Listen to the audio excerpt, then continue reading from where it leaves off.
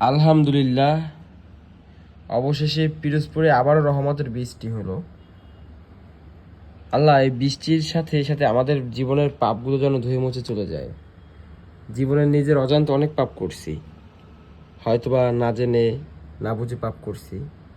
আল্লাহ, এই বৃষ্টির মতো আমাদের পাপগুলো ধুয়ে মুছে দিন, আর আপনার পথে চলার তৌফিক দান করুন।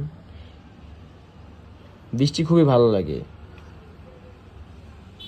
আর বৃষ্টি তখনই হয় যখন মহান আল্লাহ তাআলা খুশি থাকেন।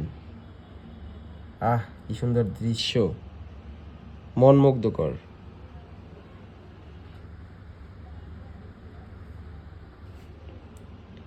রহমতের বৃষ্টি।